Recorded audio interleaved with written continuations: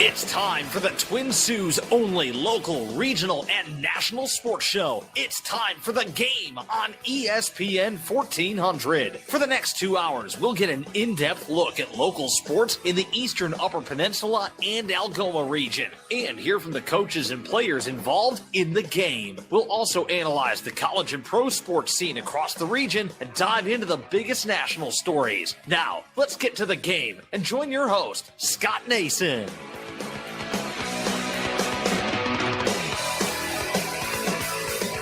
Greetings and salutations, and welcome to The Game on ESPN 1400 and online at thegamesportshow.podbean.com.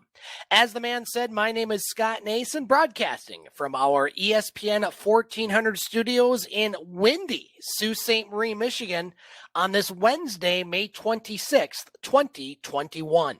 The Game, the Twin Sault's only local, regional, and national sports show. We will be with you up until 8 o'clock tonight. Coming up in the first half hour, we will recap what's been a very busy week in local sports in the Eastern Upper Peninsula and Algoma region. Coming up at 6:30, our guest is head coach of the Sault High Blue Devil baseball team, Kris Bontrager. Coming up at 6:45, co-host Butch Davis from Butch On Sports will join us to talk about what's going on in the Metro Detroit sports scene, and Butch will be with us for the roundtable, where we will recap what's going on in the world of sports. Programming note, this will be our last Wednesday show of the near future. We will be back in a week from Monday. We'll take next Monday off for Memorial Day. So our next edition of The Game will be on Monday, June 7th, 6 to 8 p.m. right here on ESPN 1400. Let's start with high school baseball from this past week. A couple Rudyard Bulldogs contests, including last Wednesday in Rudyard as the Bulldogs swept past Mackinac City 8-2 and 10-4. Cam Peterson hit 2 doubles and drove in 3 runs for the Bulldogs in Game 1, while E.J. Suggett finished with a triple and a single. And Bradley Hall and Brett Mayer had 2 hits each. Peterson also earned the win on the mound, allowing 2 runs on 2 hits over 3 innings and striking out 5. Aiden Bickle pitched 3 scoreless innings and held the Comets without any hits, while striking out 4. Bulldogs capped the sweep in Game 2 as they won by the score of 10-4. Besteman went 3 for 3 with 2 RBIs in the nightcap. Peterson, 2 of 3, had 2 RBIs, while Hayden Mills was also 2 for 2 and had 1 RBI in the game. Hall and Mills combined pitching duties. Hall collected the win, keeping the Comets scoreless over 2 innings on 2 hits and striking out 3, while Mills gave up 4 runs on 5 hits over 3 innings. On Saturday, the Bulldogs swept past Sutton's Bay by the scores of 6-2 and 15-2. In Game 1, Brett Mayer 3 for 4, E.J. Suggett 2 for 4, while Austin Warner and Hayden Mills had 1 hit each for the Bulldogs. Brett Mayer pitched 3 scoreless innings in relief to collect the win in Game 1. And in Game 2, the Bulldogs cruised to a 15-2 victory. Tate Besteman went 4 for 4 with 3 RBIs in the nightcap and 3 runs scored. Brett Mayer added a double and a single, while Hall had a double. And Besteman and Brett Mayer combined to pitch a 2-hitter. Besteman just gave up 1 hit and 1 run over 2 innings, while Mayer allowed 1 run on 1 hit over 3 innings. And again, we'll have more on Sault High baseball. They will be at Newberry tomorrow for a doubleheader against the Indians. We'll hear from their head coach, Kris Bontrager, coming up around 6:30. High school softball from this past week. The Pickford Panthers split a doubleheader last Thursday against Mackinac City. In Game 1, the Comets defeated the Pirates by the score of 5-1. Laura Bush had a single and a double for the PC Pirates in Game 1. Chloe Mayer added a double. And in game 2, the Pirates won by the score of 5-2.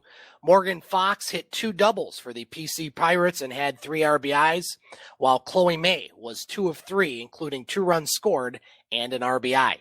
Finley Hudacek notched the win on the mound for the Pirates, allowing 2 runs on just 2 hits while striking out 3.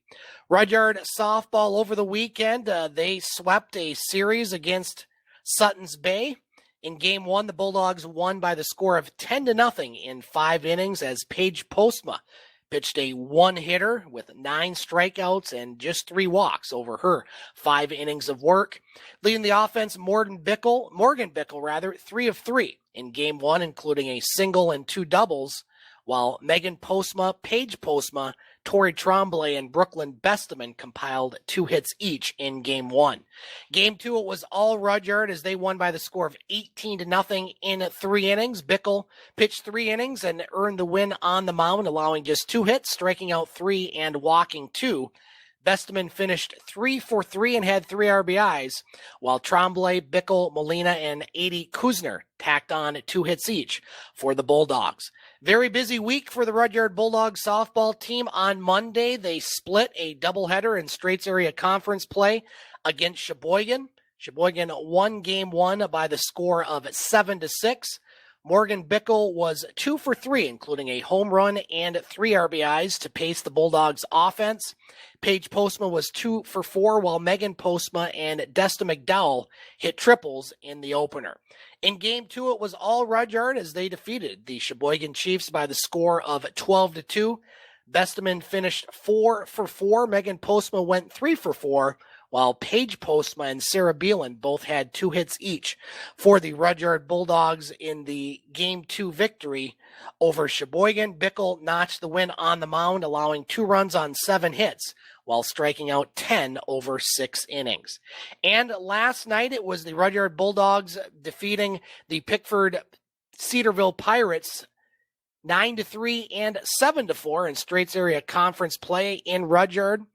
The opener, it was Cam Peterson who drove in 2 doubles in that's baseball, not softball. Excuse me. The Bulldogs did sweep the Pirates in high school softball yesterday by scores of 8-4 and 10-0. Getting back to softball before we get to baseball, with the wins, Rudyard improves to 14-5 on the season, while Pickford falls to 12-5.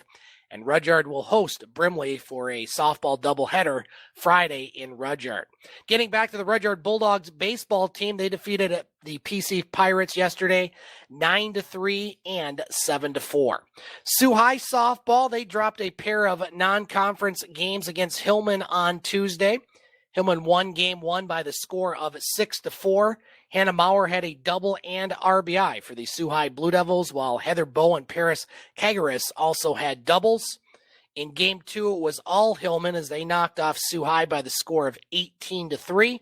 Maurer hit a triple, while Callum McColo had a double, and Audrey Smith and Gussie Smith added singles. Sault High now 11-13 on the season in softball, and they will be at home next Tuesday in Straits Area Conference play, although they will take on St. Ignace at Losey Field.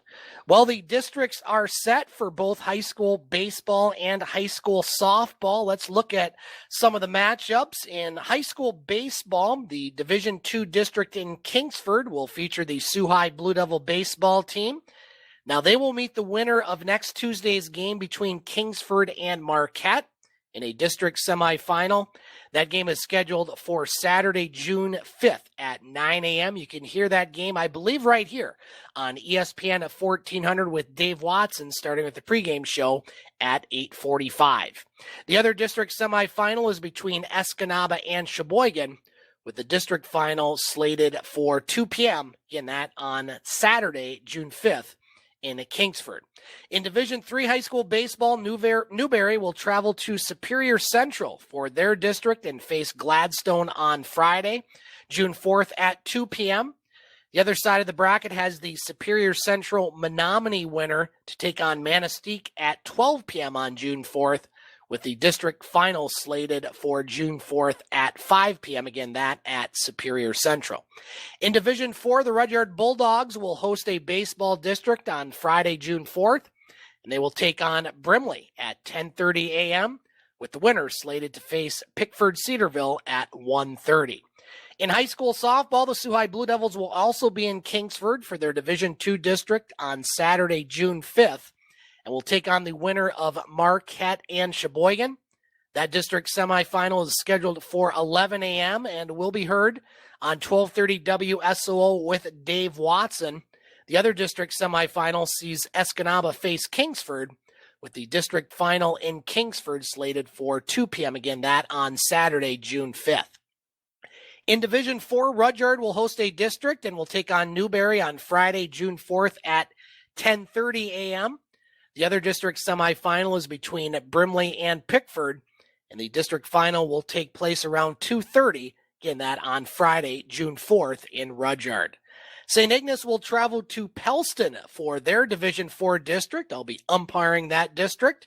Fair warning for St. Ignace fans, as they will take on Mackinac City on June 4th at 11 a.m. The other district semifinal sees Pelston face Alanson, with the district finals slated for 1 p.m. Again, that one on Friday, June 4th. So we will have all the results of the high school baseball districts and high school softball districts, along with the UP track and field finals, coming up on our next edition of the game. Again, that'll be on Monday, June 7th. Speaking of high school track and field, the Sault High Blue Devil girls finished second and the boys third at their regional last Thursday in Division 1. Marquette won the girls' regional with 57 points, while Sault High was a close second with 51 points. The top 4 in each event qualified for the UP finals, which are scheduled at Kingsford on June 5th. Sault High's Emily McLean was a double event winner, taking first in the shot put and discus. Haley Knowles took first in the 800, while qualifying as part of 2 relay teams. Kara Mosier won the pole vault. The Blue Devils qualified in all 4 relays. Cassandra Gallagher, Abby Walther, Isabella DeWilt, and Haley Knowles won the 3200 relay. Marquette won the boys' meet with 71 points, while Gladstone was runner-up with 60, followed by Sault High at 22. In Division 3 regionals on Friday, the Pickford Panther boys and girls set the pace in the boys' meet. The Panthers qualified for UP finals in 15 of the 17 events and won the regional title with 73 points. Brimley was second with 36. A lot of Pickford Panther athletes will be involved in the UP finals. Pickford swept all 4 relays, finished 1, 2, 3 in both the 110 and 300 hurdles. Josh Sullivan won the 110 hurdles, followed by Caden Aubrey and Blaze Brzezinski. Aubrey also took first in the 300 hurdles. Hayden Taylor, he was a double winner, taking first in the shot put and discus. Again, these are all Pickford athletes. Pickford's Hayden Hagen won the 3200. Aubrey, Dominic Bonney, Bailey, and Noah Borowski won the 400 relay. Bailey, Bonney, Trey Atkinson, and Borowski won the 800 relay. In the 1600 relay, it was Atkinson, Kyle Rounds, Hunter Hagen, and Sullivan. And in the 3200 relay, makes me tired just thinking about it, Bailey, Rounds, Hayden Hagen, and Hunter Hagen all won that one. Cameron Hornstra of Brimley was the individual standout of the meet. He finished first in the 100, 200, and long jump. That's very impressive. Haas Sweeney of Cedarville won the 800 and 1600, while Detour's Aiden Andrus won the 400. The Pickford girls also qualified for finals in 15 of 17 events at the regional Friday. The Panthers won the girls' meet with 63 points, while Rudyard was second with 52, and Brimley took third with 41. Lucy Bennett of Pickford took first in the 100, 200, and long jump. Event winners for the Panthers also included Lizzie Story in 300 hurdles, Haley Cornwell in the 3200, Casey Cottle in the pole vault, while Cadence Podizak finished second in shot put and discus. Pickford's Kennedy Guild, Madison Thermos, Olivia Batho, and Story won the 800 relay. Tristan Smith of Rudyard won the 400 and 1600. Carly Mayer won the 800, while Emma Bogaki took first in the discus. Rudyard's Chesney Molina, Tori Tremblay, Caitlin Pitts, and Leah Beelan won the 400 relay, while Vivian Carrick of Brimley claimed the 100 hurdles. Cedarville's Meredith Emish won the high jump, while Cassidy Barr, Liliana Kaysen, Emick, and Audrey Pearson won the 3200 relay. Pickford will host the EUP Conference track and field meet this Thursday, and the Sault High Blue Devils on Monday won both the boys and girls track and field titles at the Straits Area Conference match. So Sault High certainly having a great year on the track and the field along with Pickford. And again, the UP finals are slated for a week from Saturday in Kingsford. And we'll have all the results on our next edition of the game right here on ESPN 1400. We're going to take a break, and when I come back, we will talk more local sports, all coming up on the Twin Sault's only local, regional, and national sports show, The Game, ESPN 1400. It's 2021 and Reed Metals in Dafter, your honest, main source, one-stop metal recycling business serving northern Michigan, hopes everyone has a prosperous year. If you need a few extra dollars to help with your heating bills or that trip you may want to take to the warm state of Hawaii, bring Reed Metals your unwanted scrap metals and they'll print you a check. Reed Metals is paying top dollar for whole scrap vehicles. They also buy heavy equipment, catalytic converters, radiators, batteries, rims, and motors. Reed Metals will give you an honest price without surprise fees or deductions at the scale. Bring in copper, brass, lead, tin, cast, aluminum, steel, and many more types of recyclable metals, and they'll print you a check with your name on it. Reed Metals is your honest, one-stop metal recycling business. They also offer roll-off dumpster service. Reed Metals is open Monday through Friday, 9 a.m. to 4 p.m. Visit reedmetals.com or call 906-632-0018. Bring it in or have it hauled, and Reed Metals will print you a check with your name on it. Reed Metals, 10 miles south of the Soo on Mackinac Trail. At Old Mission Bank, we're ready to make your home ownership dreams a reality. We're proud to announce that we now offer USDA mortgages with options for 100% financing. You heard that right, 100% financing. Zero down for qualifying buyers on home purchases with a USDA mortgage. Come see our experienced lenders to discuss your personal options and let us find the right mortgage for your needs, because it's what we do best. Act now to pre-qualify by calling us or apply directly online at ombloans.com. We're Old Mission Bank, proudly serving our community for more than 20 years. FDIC insured, equal housing lender.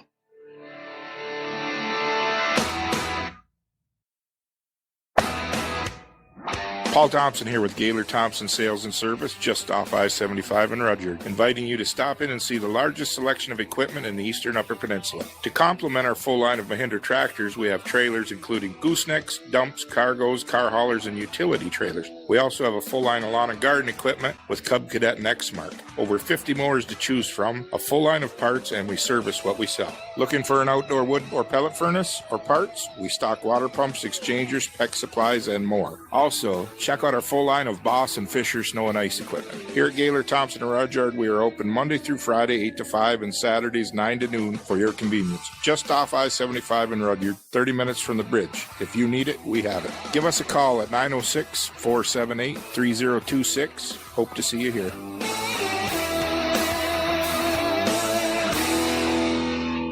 Getting the kids to practice on time. Remembering if it's your day to bring snacks. Making it to the game with a clean jersey. Why are simple things sometimes so complicated? Thankfully, with Auto Owners, insurance doesn't have to be one of them. Auto Owners works with independent agents who answer when you call, so you can worry about more important things, like whether your kid is going to run toward first or third base. That's simple human sense. Madigan Pingator, your independent Auto Owners agency on West Water Street in the Soo. You can catch podcasts of The Game at thegamesportshow.com. Now let's get back to it with Scott Nason here on ESPN 1400. 6:18 on The Game, ESPN 1400. Scott Nason with you on this windy, blustery, almost feels like fall day in Sault Ste. Marie, Michigan. Coming up at 6:30, we'll talk Sault High baseball with their head coach, Kris Bontrager.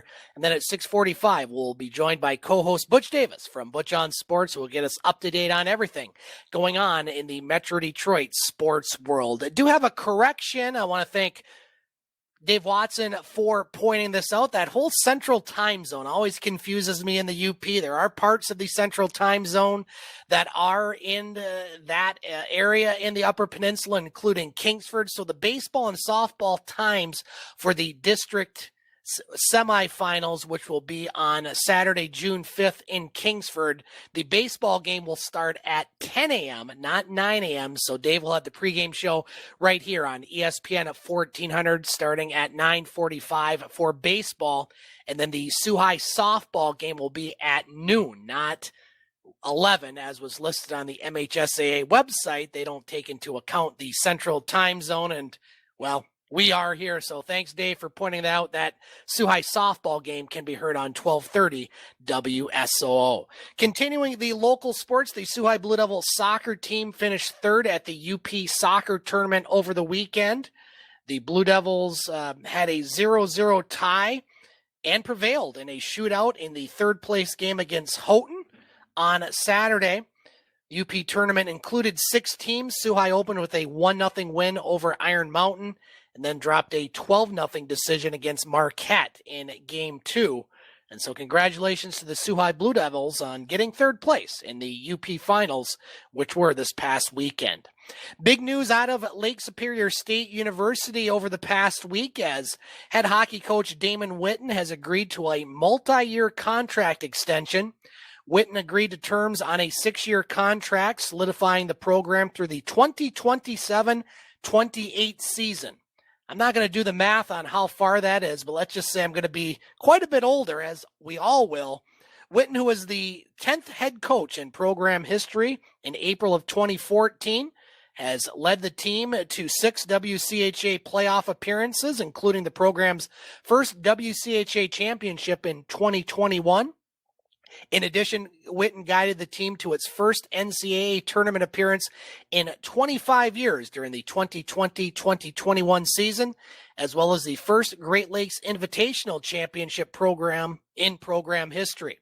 In the 7 seasons at Lake State, Witten has led the program to a 99, 133, and 27 overall record, and they've certainly been put back on the map as far as national prominence for Lake Superior State University. The Laker Hockey Show a couple weeks ago, which you can find on the website, thegamesportshow.podbean.com, if you want to hear more about Laker hockey as they move into the new CCHA, kind of the old WCHA, but a rebranding, if you will, of the old CCHA.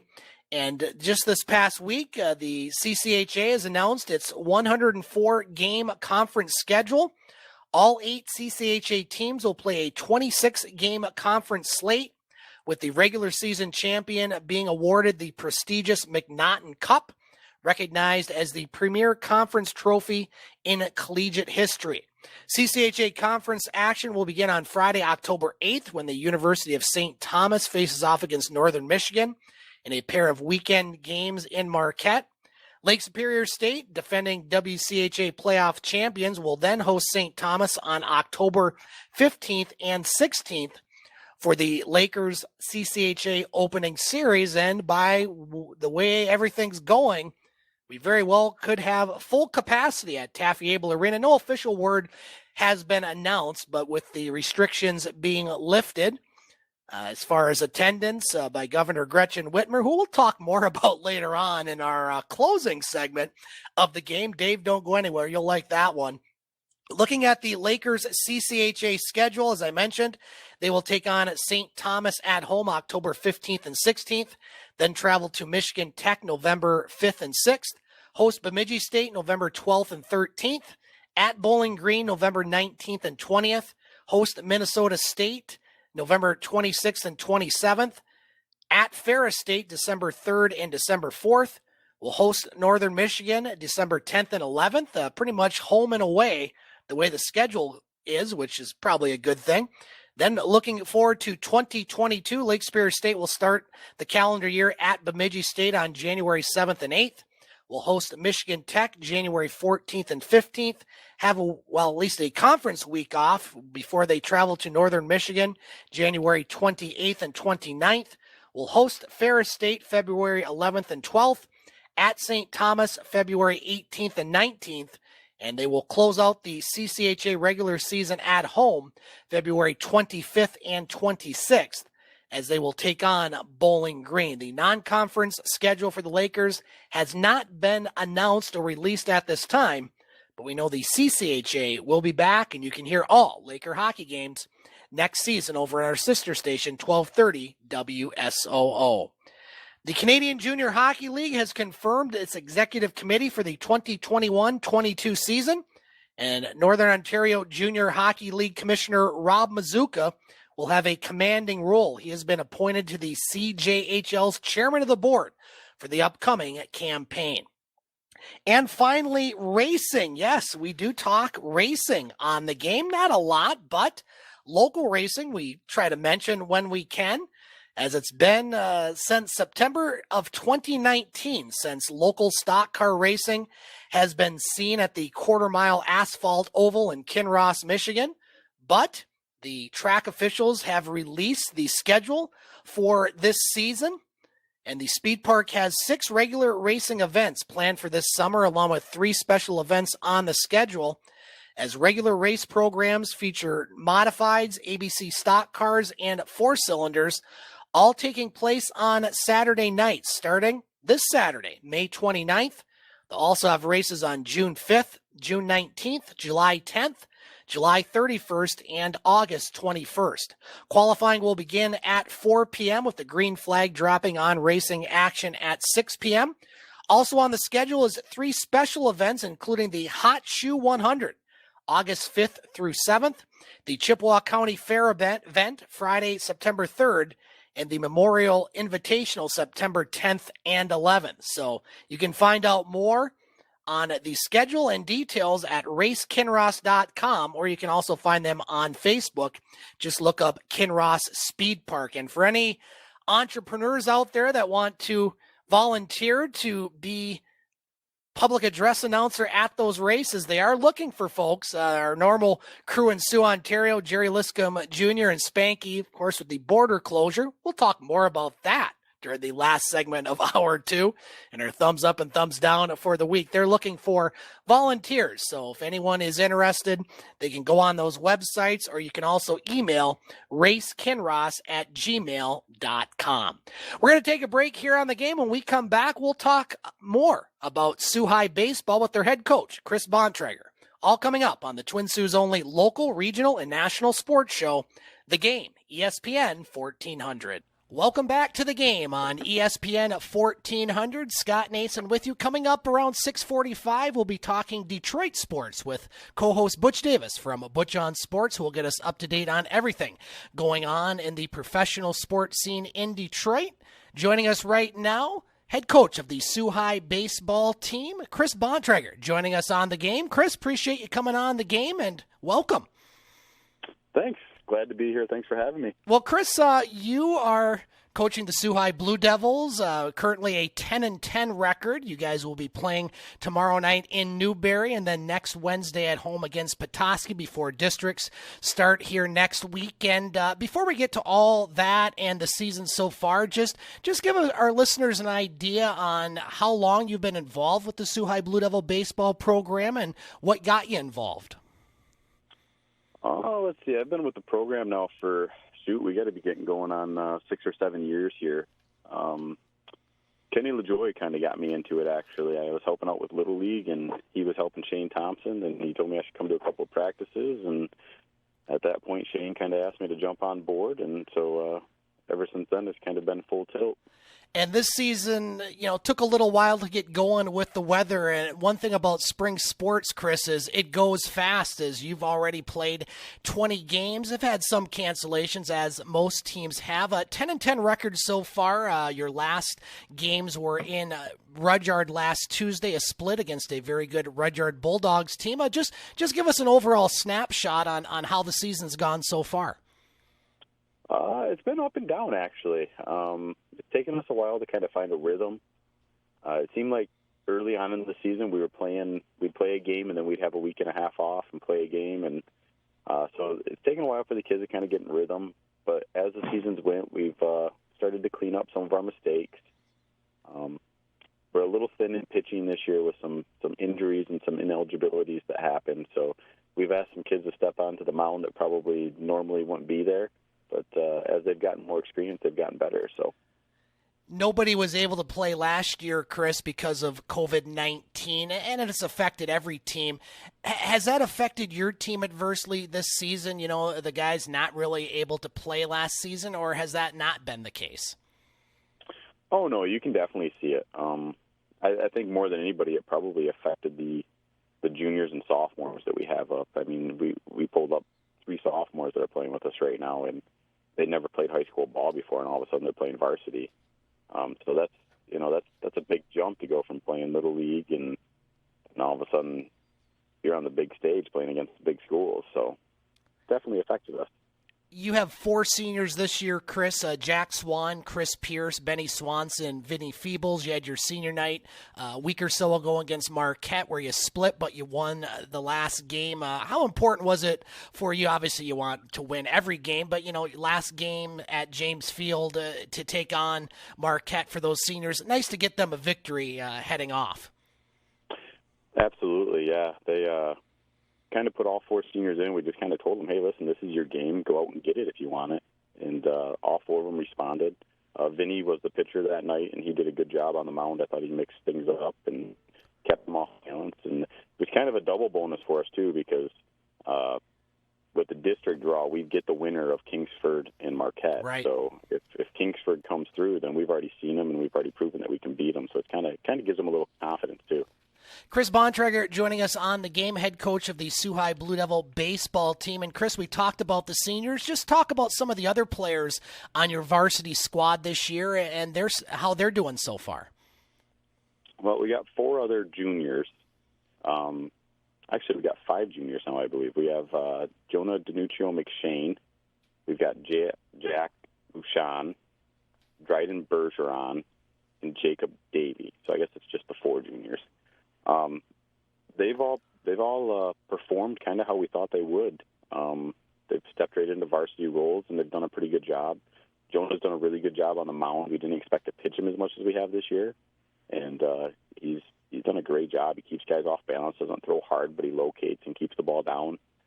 Behind the plate, we got Jack Bouchon, and he's just been a rock back there. Yeah. Done a great job of improving his blocking and his throwing. And he's really come around hitting, actually. He's kind of moved up in the order and been a big-time contributor, especially with 2 outs. He's really done a nice job for us lately. Ian Earle has done a fabulous job. We've probably gotten more out of him than we ever thought we would, but he's just a tremendous worker, and his baseball IQ just continues to grow. Dryden Bergeron has done more than we ever thought he would on the mound. We didn't really plan on pitching him at all this year, and he's really stepped up and ate up some innings, and he's actually kind of developed into a nice little piece. And then the new kid on the block for us this year was Jacob Davey, kind of the football star coming out and playing some baseball. Right. It's been really fun to watch him grow because he's a tremendous athlete, and he just soaks everything up what Coach says and really develops into a ball player. Kris, you surround yourself with a lot of knowledgeable coaches and some former players on your coaching staff, not just with the varsity but the junior varsity. Tell us about the coaches that are helping you out this season, and again, not just for the varsity but the JV squad. Yeah, we'll start with the JV squad, and Jordan Perry is the head coach down there. He's actually a former Sioux Blue Devil, so it's nice to have him in the program and running that. And then he surrounds himself with Avery Tonight, who just graduated a couple years ago. He's back on board helping out Coach. And then Logan Bailey, he came back this year from Bay College and jumped right back in board on the coaching staff. And then they surround themselves with some veteran coaches, and Eric Samuelson and Brent Blair. And then on the varsity staff, we have 4 of us. There's me, there's Brett Hibbard, there's Ted Conisett, there is Nertoli is back. Tony Nertoli has come back and helped me. And then I guess Ryan Mauer's with us a lot of the time, too. So a lot of great baseball people there. I probably just try to steer the ship more than anything. I let them do a lot of the teaching and coaching. Yeah, and the nice part about that, Kris, is you have some new guys in there, former players, and a KG vet like Tony Nertoli. I mean, you go back to the 1980s. It could even be before that he's been involved with Sault High baseball. How has that been, having him come back? Because, you know, that guy, he's been doing it a lot of years and doing it pretty well, in my opinion. Yeah, no, he's wonderful to have on staff. He really does a good job of kind of letting me do my thing, and allowing me to bounce ideas off of him. And, you know, he's got his own ideas, but he doesn't force them on me. But there's a lot of times where his ideas are right. I mean, he's done it for so long that, you know, he's seen a lot of situations, and he knows the outcome of those situations before they even happen. So it's nice to have a little wisdom with us. Kris Bontrager joining us on the game, head coach of the Sault High Blue Devil baseball team. A couple more questions, Kris, before we let you go. As we mentioned, tomorrow in Newberry, a pair of conference games against the Newberry Indians and then taking on Petoskey. Obviously, you want to have your best stuff moving forward into districts, which we'll talk about in a minute. What are you looking out of those games? Two pretty good teams that you'll be playing. Yeah, I was really happy to pick up Petoskey there next week before districts because they're always a very solid program. You know, they're always seems like they're one of the top 4 teams in the Big North. So to pick them up on the schedule before we go up to districts will be real nice. We know we're going to see some quality pitching that week before we go up there. I don't know a whole lot about Newberry this year, but they're one of those teams that you know you're going to go play them and they're not going to quit, right? They got some tough, hard kids that aren't going to quit. They play the game, and they're not going to give you anything for free. So, you know, we're looking to clean up the little things, right, play fundamental baseball. We've pulled up some of the younger kids from JV now. It'd be nice to get them some reps because there's pretty talented kids in that freshman group. And they can do it at the varsity level, see if there's any chance they can help us going into districts because when it comes to district time, you got to put the best 9 on the field. Yeah, let's talk a little bit about that JV team. You mentioned some of the good young players and some good results on the field. Have you been satisfied with their performance so far? Absolutely. They've played a really tough schedule. A lot of the teams that we play in our conference don't have JV teams, so we've got to go out and find them JV games, and Lockwood did a wonderful job. I mean, they've played a lot of varsity baseball teams from the smaller schools. They've played Mac City, who's a pretty solid team this year. They actually just won their league last night. Yeah. They played Manistee has a team now. They've played them, and then they fill out the rest of their JV schedule against the Big North. So they play Gaylord's JV team. They play Traverse City Central, Traverse City West. You know, and those are big schools that they've went and split with. So, you know, they've really proven themselves, especially when you look at the roster down there, because I think they have, I believe it's 10 or 11 freshmen and only 1, 2, or 3 sophomores. So they're really young. Kris, final question for you. You mentioned districts. The Sault High Blue Devils will be in a Division II district at Kingsford. You will take on the winner, as you mentioned, of the Kingsford-Marquette game. That game is scheduled for Saturday, June 5th, your game, I should say, at 9 a.m. You can hear that with Dave Watson, I believe right here on ESPN at 1400. The other district semifinal is between Escanaba and Sheboygan. The district final is slated for 2 p.m. Obviously, you're not looking ahead. You'll know your opponent next Tuesday. What are your expectations heading into districts? Obviously, Escanaba and Sheboygan, always good teams. You've played Marquette. You haven't played Kingsford. Just give us a snapshot of your thoughts going into district play. I like our chances to get to the finals. You know, we've already proven that we can beat Marquette. Talked to a couple guys on the west end, and Kingsford sounds like they're beatable too. So I think we can get through the first round. We're either probably going to see Escanaba or Sheboygan. If I had to put money on it, we'll see Sheboygan. They've got a very tough team this year. Yeah. But if we can get into a one-game scenario, right, you never know what's going to happen. These kids are 16, 17, 18 years old. You know, parents that are listening to this, other coaches that are listening to this, they know. Sometimes the kids wake up and they just don't have it that day. Maybe it's one of those days where they don't have it and we do. And you get in a one-game scenario in the state championship or the state tournament like this, you never know what's going to happen. Absolutely. One game can be very different from the other, and certainly we're all pulling for the Blue Devils to have a district success. Kris Bontrager joining us on the game. Kris, appreciate you taking time to join our show. Best of luck tomorrow night in Newberry and the rest of the season, and certainly thank you for being on the game tonight. Oh, you bet. Thanks for having us. I appreciate it, Scott. All right, we'll take a break and come back with Butch Davis, all coming up on the Twin Sault's only local, regional, and national sports show, The Game, ESPN 1400. You can catch podcasts of The Game at thegamesportshow.com. Now let's get back to it with Scott Nason here on ESPN 1400. 6:44 on the game, ESPN 1400. Scott Nason with you. Want to thank Kris Bontrager for joining us on the game, head coach of the Sault High Blue Devil baseball team. Again, a little clarification on the starting times for district play for the Blue Devils. The games will be in Kingsford on June 5th. The baseball game will start at 10 a.m. Dave Watson will have the pregame show right here on ESPN 1400 starting at 9:45. Now joining us on the game and for the rest of the show, co-host of the game and host of his own show, Butch On Sports, which you can find on the website Simply Butch2. That's TOO.podomatic.com. Butch Davis joining us on this Wednesday night. Butch, the weather is frightful up here. Lots of wind, lots of cool weather. Hope it's a little nicer down your way. And thanks for joining us once again on the game, sir. You'd think it would be, but 75 degrees right now, not bad weather there. Sun finally popped out after all day of rain, and boy, oh boy, it's going to get cold tonight and cold tomorrow and cold on Friday, and the wind goes on and on until the holiday weekend there, where it gets a lot more heat in the story. Well, Butch, a lot of coolness has been at Comerica Park the last couple days for the Detroit Tigers. Last night, the Tigers dropped their fourth straight game, losing to the Cleveland Indians by the score of 4-1 to lose two straight against Cleveland to begin the 4-game series. The Tigers will be in action again tonight against the Indians. Jose Urena will be on the hill for the Tigers. When we talked last week, Butch, things were looking pretty good. The Tigers sweep Seattle. Then they go to Kansas City, lose 2 out of 3, and those darn Cleveland Indians, they just seem to have the Tigers' number year after year.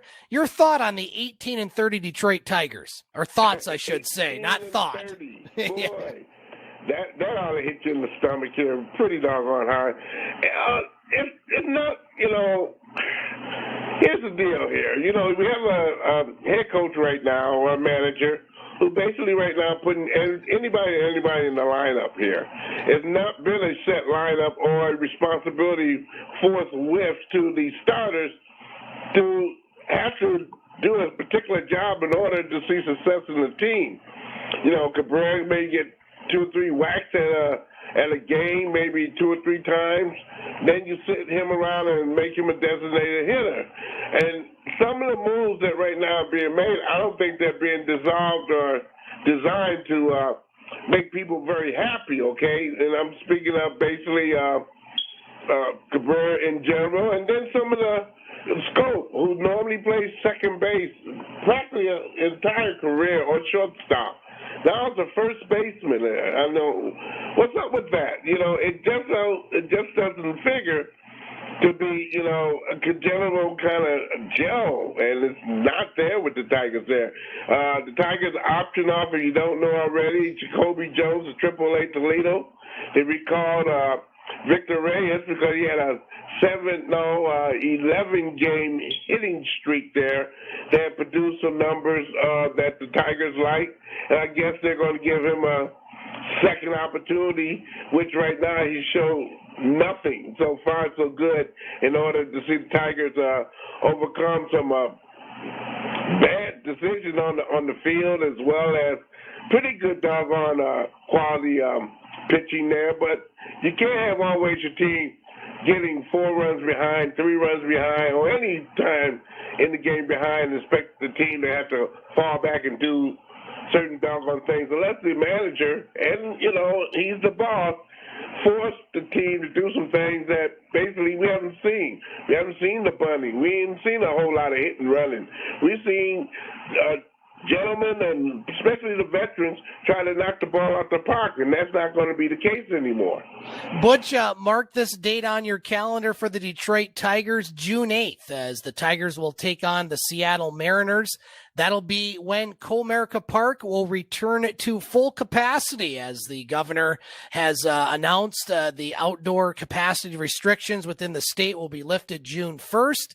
And so the question I have for you, Butch, is, will the Tigers have to worry about having full capacity the rest of the season? No, it'll be many people who will come down there just for the sake of being able to go to the ballpark and enjoy a game, if they're winning. Now, if they start losing, losing, okay, that visibility, they can find other things to do. I'm quite sure that they have not done for these last year and a half or so here. So, you know, the Tigers got to start counting their blessings. They got to start earning the public's trust and having a halfway decent ball club there. Butch, we're going to do things a little differently here tonight. Normally we talk about a lot of these subjects during the roundtable, but I thought we'd mix them in with the Tigers, talking about Major League Baseball. And, you know, we are still pretty early in the season, but Tigers right now 10 games out of first place, Chicago in first in the Central, Cleveland 1 game behind them. In the American League, real good race going on there. Tampa Bay in first, Boston a half game out, the Yankees 1 game out. In the AL West, Oakland in first place, Houston a game and a half out. National League, things are a little more jumbled in a couple divisions. In the NL East, the Mets in first place, the Braves and Phillies just a game out, the Nationals in last place just 3 games out. In the NL Central, Cardinals in first, Cubs a game out, Milwaukee 2.5 out, and the best records in the NL all are in the NL West. The Padres, boy, I like that team. They're in first place. Right behind them, the Dodgers a half game out, and San Francisco a game and a half out. But just overall, Major League Baseball, you know, it's early in the season. Just overall thoughts on how things are developing. They're developing just like maybe some people thought they would. Yeah. Maybe a little bit better there. As we've seen teams that we previously said maybe because they got a slow start or something, the beginning of the season reached that ground. Tampa Bay, not a surprise. I don't think Boston's a surprise. I don't think New York's a surprise. And Toronto's going to get better as time goes along. The strongest division to me right now would be that Eastern Division, at least in the American League there. Chicago, Cleveland, Kansas City, that's going to be a tight race there. Yep. And if the Tigers get their things together, they're not far out of the pack.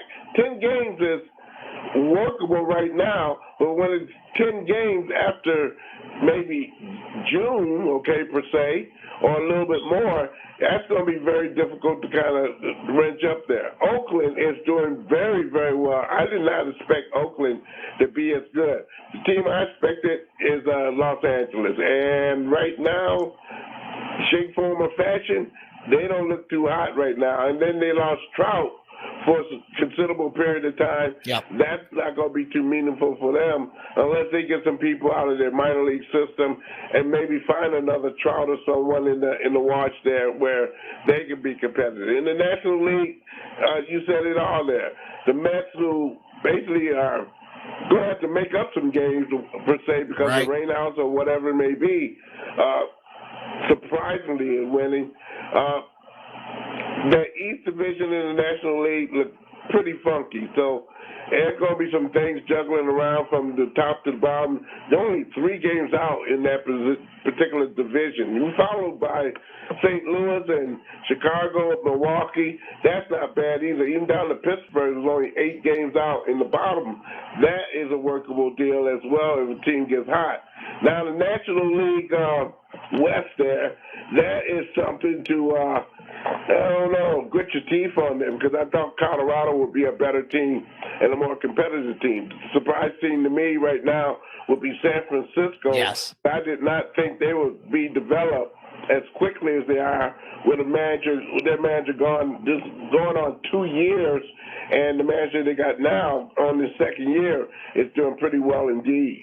Yeah, you mentioned Oakland, Butch. You know, very much a surprise, but it seems like almost every year that organization finds a way, and they don't have a lot of resources. They don't go for the high end free agents, but year after year they're in it, and that goes to just the strength of the organization. You know, having a very good farm system. The Oakland A's, they're always in it, aren't they? They're always in it, and the thing I like about Oakland too much, the general manager of the team gets players to mesh with each other, where they hold responsibility and a job of what they are very good at there. If it's very good on making contact, if it's very good on maybe going after a certain particular pitcher with a particular pitch to drive the ball they go after those kind of analytics there in order to make that a better team, and it has worked for them very much so. I know there's a lot of managers saying, oh, we need to develop, and I use the Detroit Tigers as an example, as Al Avila talked this afternoon at the not the DOC, but Detroit Economic Club there, and said, oh, well, things are going well. The team is, it has its tops and bottoms on there, but we're not going to spend any money this year to get maybe some quality players in order to help this team, and yada, yada, yada. And people don't want to hear that there. But Oakland seems to get the diamond in the rough type of player that no one had ever heard of.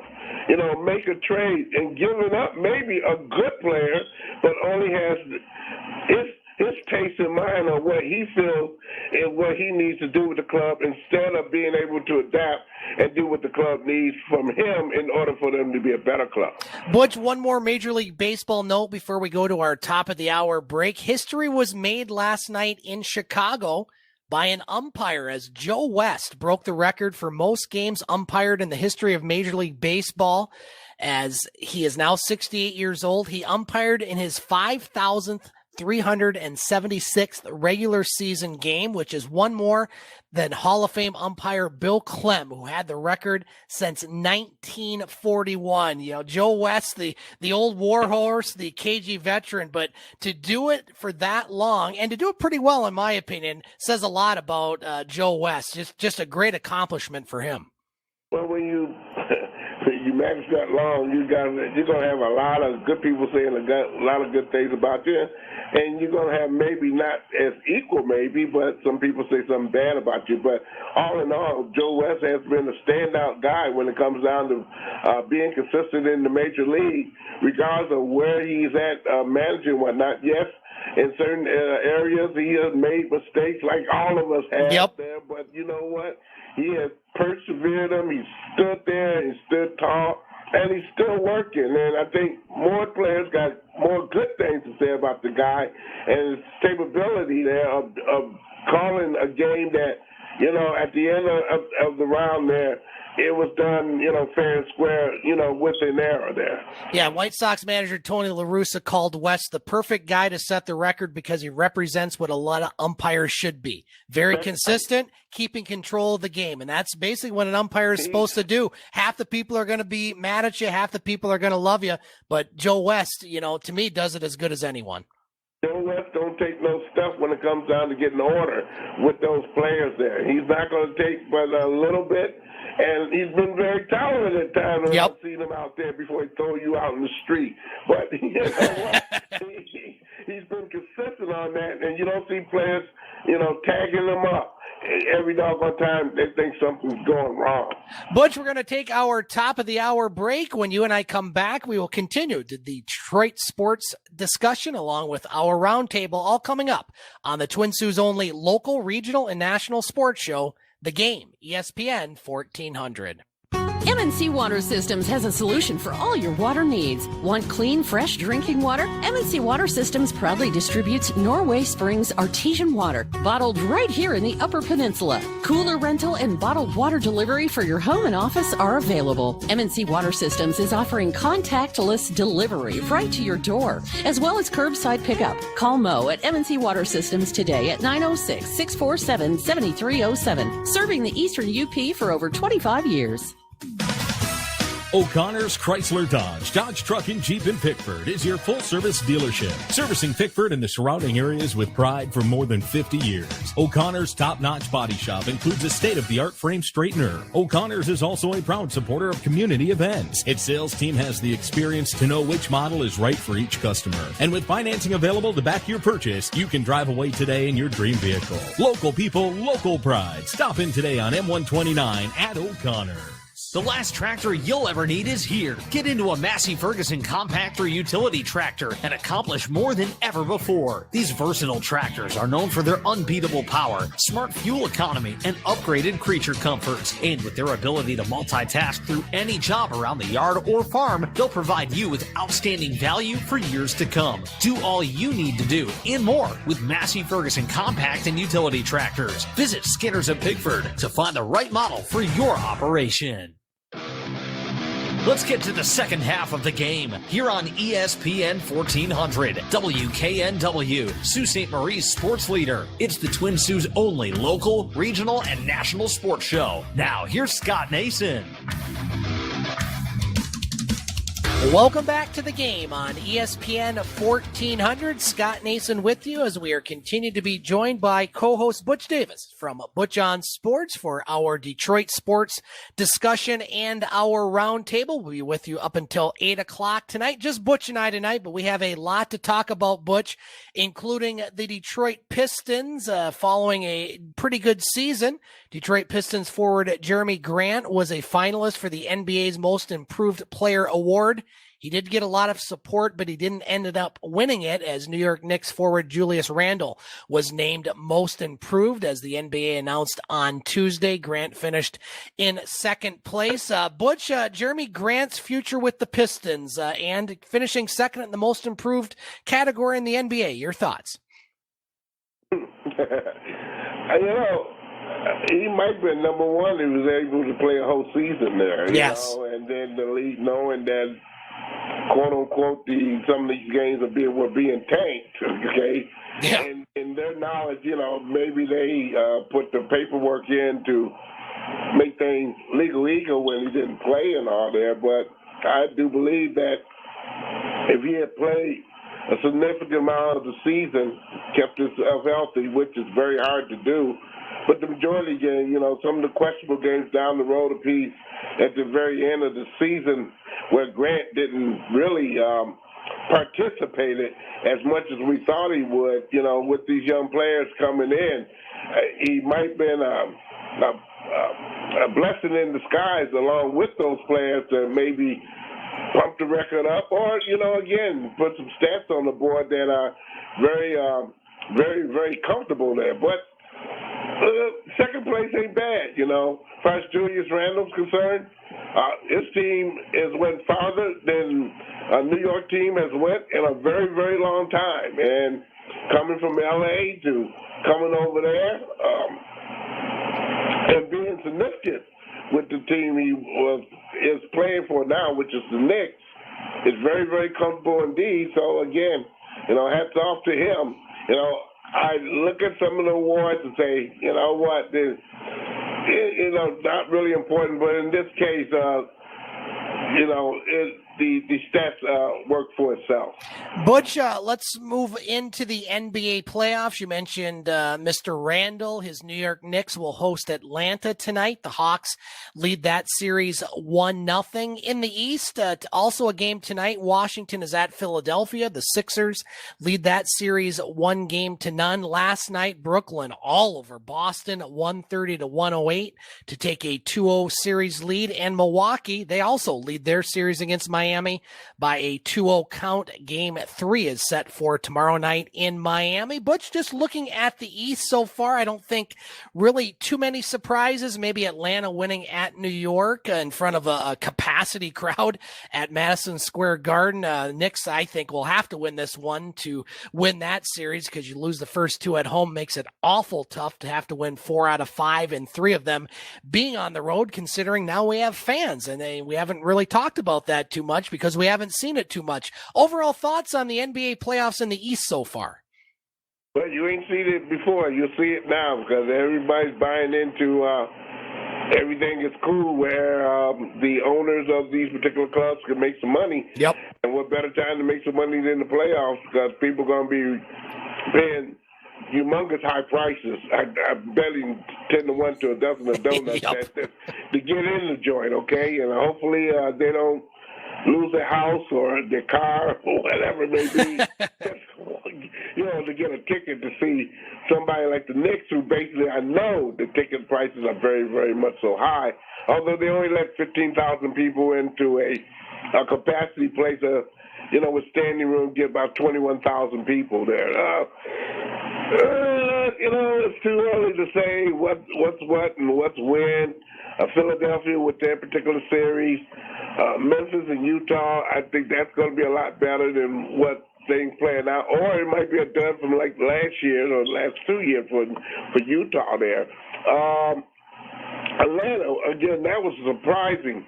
I thought the Knicks would, feed off the crowd, and for a good while, the Knicks were winning that game there. So at the end, the Knicks just completely ran out of gas there. And Julius Randle, the particular individual we just talked about for the winning the most improved player, he was one of those players who definitely at the third quarter, he just was out of gas.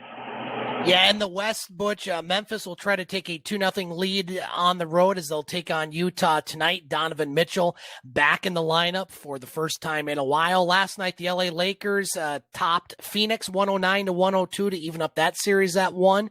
Dallas with 2 wins on the road, including last night taking down the LA Clippers 109-102, and Denver will be at Portland tomorrow. That series is also tied at 1. One other note, Butch, in the NBA, Kyrie Irving made some comments before the Game 3, which will be Friday night in Boston. Of course, Kyrie Irving spent 2 years in Boston as a star for the Boston Celtics, and he's set to make his first appearance in front of fans. And he made a comment, and this isn't anything new that we've heard in Boston, and unfortunately too many other places, talking about subtle racism.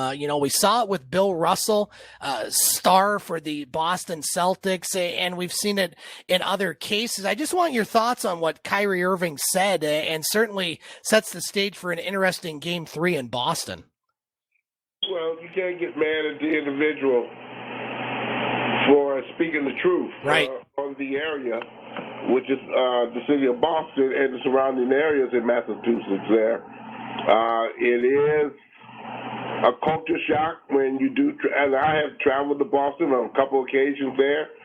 Especially during the playoffs there. I got winks and blinks, and they wasn't positive because, I was one, quote-unquote, a black reporter, supposedly dealing with a white man's game, okay? And, people looked at me very strangely when they saw the tag on me, and this was the Stanley Cup Finals when they were playing Vancouver there. It's not comfortable. And do players, people, majority in Boston condone it? I don't think so.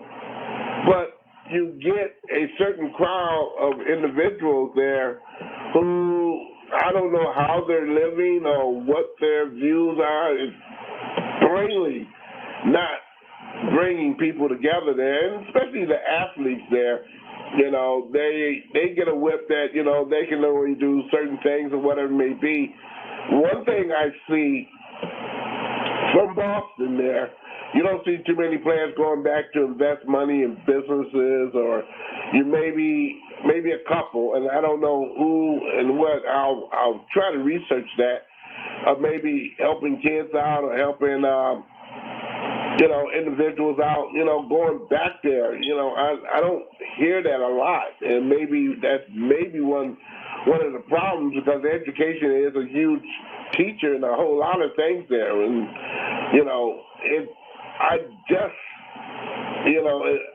I don't understand it, but again, it's the people of Boston going to have to come to terms in that this world's for everybody. And start acting like it, okay? Start getting the respect that they give everybody else there, including their own. Yeah, and Kyrie Irving, like you said, Butch, isn't alone. This is something that's happened not just in Boston, but, it's been magnified a little bit more there. And certainly it's 2021, and we continue to have discussions like this. And let's hope the fans behave themselves and not do something stupid, because that is absolutely stupid. Because this is right now is a time where it won't take too much. The light a spark, get a spark going to start a fire, okay? And I just hope it doesn't get down to that. Butch, my NBA Finals prediction was the Brooklyn Nets over the LA Lakers. I'm feeling real good about Brooklyn right now. That threesome with Harden, Irving, and Durant seems to be healthy, and I don't think they're going to have much trouble with Boston. The LA Lakers, obviously a big win against a good Phoenix teams.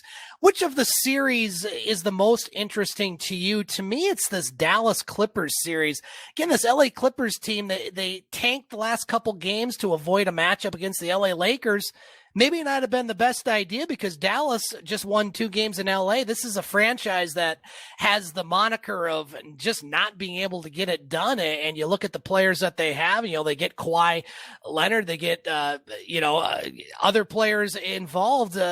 Clippers, they're up against it right now. Yeah, and for good reasons, too, because they got a lot of adjustments they've had in the last past year that, it's not the same core group of players they had. Crowder is one, is many others that I can name out the bench, and they got a bunch of new people that basically you don't hear too much about. Kennard is one of those players through the off-season from the Pistons they got, and I don't hear too much on him other than maybe every now and then he would get a game of 10, maybe 14 points in the game to keep an effort going there. But the one I would say will be you hit it dead on the head, will be the Dallas Clippers, but the Portland and Denver one intrigues me as well. Yeah.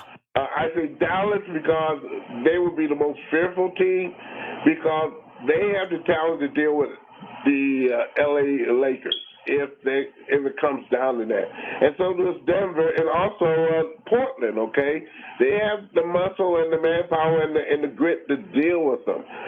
Portland might be a little shaky on that, but definitely Denver and also Dallas, with Porzingis in there, and he's playing well and he's not hurt, along with their main crew, this is going to be a nice little reception there. And one more thought on the NBA, Butch, before we move on to the NHL, is this Memphis Grizzlies team. It's a big game for Utah. Donovan Mitchell's back, which is going to give them surely a boost of needed motivation. But this Memphis team, I don't think many people had them beating Golden State. And you look at what they're doing. Dylan Brooks, he pours in 31 points. And Ja Morant, I can't say enough good things about him out of Murray State. I mean, this guy's coming into his own. Utah, they certainly have their hands full.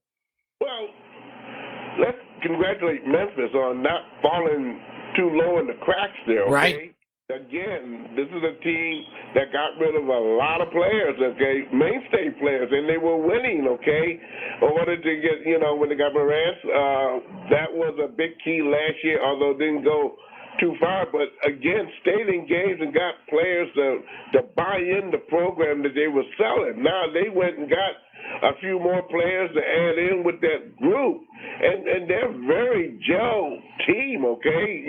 They don't play a very bad game at all. They don't kick this up to the curb to get out of a game either because they have, some of the things that takes to win. They play very good defense.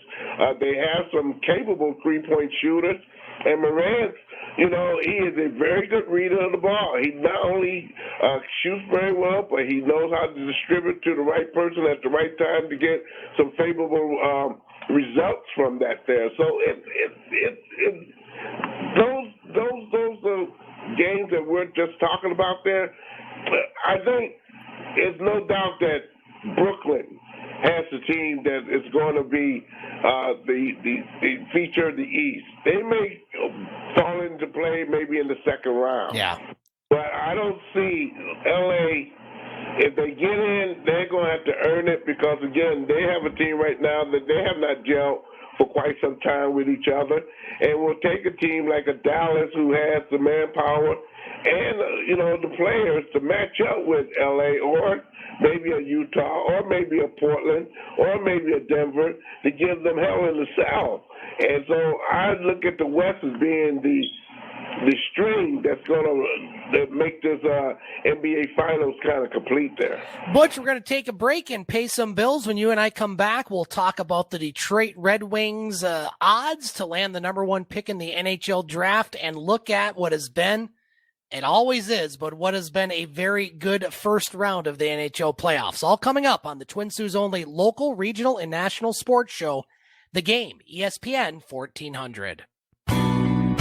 Done being stuck in the house? Ready for some summer fun on the water? Stop by Central Savings Bank for that boat or jet ski loan. Don't want to be on the water? That's okay. Come see a lender about a camper or maybe a home equity for that cabin in the woods or a side-by-side or ATV. Remember, you can always apply online at centralsavingsbank.com. Follow us on Facebook and Instagram. Equal Housing Lender, member FDIC. Ask what we can do for you.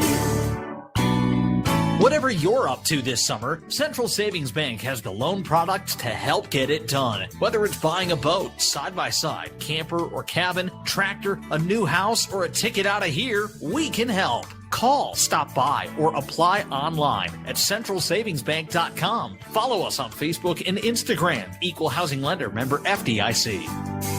Central Savings Bank. Ask what we can do for you. It's 2021 and Reed Metals in Dafter, your honest, main source, one-stop metal recycling business serving northern Michigan, hopes everyone has a prosperous year. If you need a few extra dollars to help with your heating bills or that trip you may want to take to the warm state of Hawaii, bring Reed Metals your unwanted scrap metals and they'll print you a check. Reed Metals is paying top dollar for whole scrap vehicles. They also buy heavy equipment, catalytic converters, radiators, batteries, rims, and motors. Reed Metals will give you an honest price without surprise fees or deductions at the scale. Bring in copper, brass, lead, tin, cast, aluminum, steel, and many more types of recyclable metals, and they'll print you a check with your name on it. Reed Metals is your honest, one-stop metal recycling business. They also offer roll-off dumpster service. Reed Metals is open Monday through Friday, 9 a.m. to 4 p.m. Visit reedmetals.com or call 906-632-0018. Bring it in or have it hauled, and Reed Metals will print you a check with your name on it. Reed Metals, 10 miles south of the Soo on Mackinac Trail. Let's get back to the Twin Sault's only local, regional, and national sports show. Let's get back to the game on ESPN 1400. 7:16 on the game, ESPN 1400. Scott Nason with you as we continue to be joined by co-host of the game and host of Butch On Sports, Butch Davis, for our Detroit Sports Talk / Roundtable here in hour 2. Butch, we talked a lot last week about the Detroit Red Wings and their re-signing of head coach Jeff Blashill. Not a lot in the news this week other than the odds for the Detroit Red Wings to land the number 1 pick in this year's NHL draft. They have the 6th best chance to land that pick at 7.6%. Buffalo Sabres, they have the best chance to land the top spot at 16%. And, you know, the NHL lottery, Butch, over the years, and we've seen a lot of it over the past few years, unfortunately, hasn't been kind to the Detroit Red Wings. Maybe, just maybe, Lady Luck will be on their side this time. Lady Luck and a whole lot of praying and whatnot. Yeah, I think everybody in Detroit should get on their knees and whatnot after 12 o'clock or something there. Because, you know, the luck of the lottery,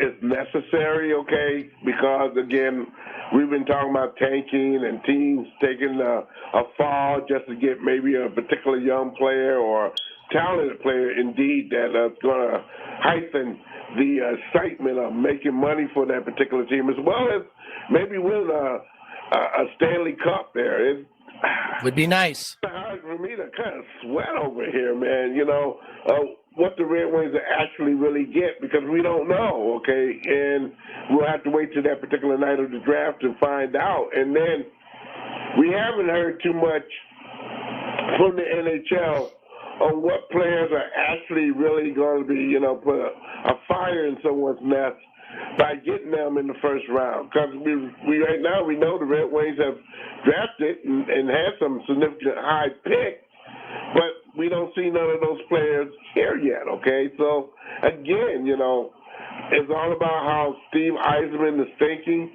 It's all about the what if.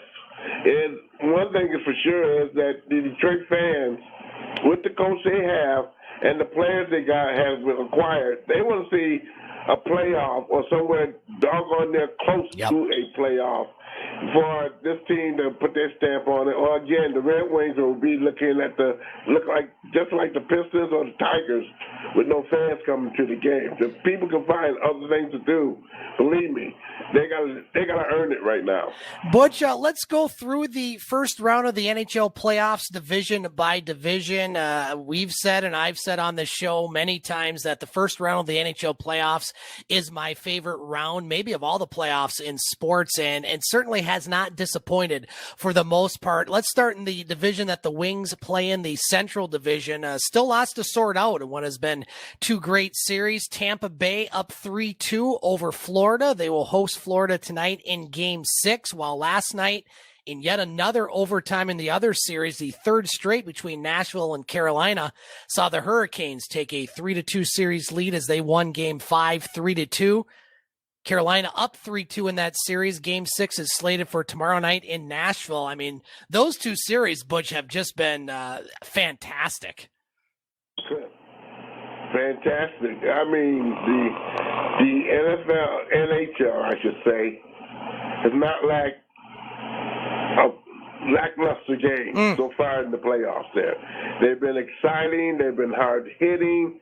They've been very intense, and majority of the games are close ones indeed, until you get to the particular purpose. Like, for instance, I'll use the team example, the Golden Knights, okay, to do what they're doing right now there, which, they took a fall when they first started this thing here, but seemed like they're gathering some steam. But again, Minnesota, with the team they have, kind of rugged, grinding team, has given them all they can work with at this present time. The Tampa Bay, Florida series, as much as I liked it, it is not favorable for Florida, or it hasn't been. Again, the Islanders, okay, what they did, you kind of look and say, the games were, where did they go wrong? Where did the losers go wrong there? But again, I like the playoffs right now, at least the first round, because, again, the grinding and the closeness, and I want to win. You can see it, the heart is there. Yeah, you mentioned a couple of the series, Butch. Out west, Colorado, they're through to the next round as they swept and had no trouble with a pretty good St. Louis squad. They'll meet either Vegas or Minnesota. Vegas leads that series 3-2. Game 6 is tonight in Minnesota. In the East, Boston, they took out Washington in 5 games. They'll take on either the Islanders or Penguins. Game 6 is tonight. As a matter of fact, that one's already underway in New York. The Islanders lead that series by a 3-2 count. And in the North Division, Toronto lost the first game, but shut out Montreal 4-0 to win 3 straight. They have a 3-1 series lead over Montreal. Game 5 will be tomorrow night in Toronto. And how about Winnipeg? Not a lot of people were talking about Winnipeg. We were on this show. They made short work of Edmonton sweeping the series. And so Edmonton, they still, a lot of talent on that team. But, to me, Butch, Winnipeg is just a team built for the playoffs. Edmonton, they seem like a team built for the regular season. Connor McDavid and all his, scoring and flashy play. But Winnipeg, they didn't have any trouble with Edmonton. Your thoughts on the other series, especially in Canada? Well, let's get to the Canada one first. Let's get to Winnipeg first and foremost. Winnipeg was not far off. Last year, for whatever reason, COVID and other things, the problematic little things with Winnipeg seemed to interfere with that. So, you give them a pass from last year because the year before they were a top-notch team when it came down to playing some doggone good hockey. They had the personnel for that. And it showed, when it came down to the playoffs. You could tell that the players Winnipeg had playoff experience down pat, where they were able to grind it and deal with a pretty doggone talented Edmonton team, offensively, that is, there. Now, defensively, I think they showed Edmonton, and that's Winnipeg, I guess, you don't own nothing here, so that's the end of that rat trap. Toronto, I say the same thing. They're going to win over Montreal there. Montreal, they need some players defensively to kind of shovel the ranks to make them a better team. Their goaltender is fantastic, but again, the backup when it comes down to protecting the goaltender at the initial save. It's been very poor in that particular series there. You already mentioned Florida.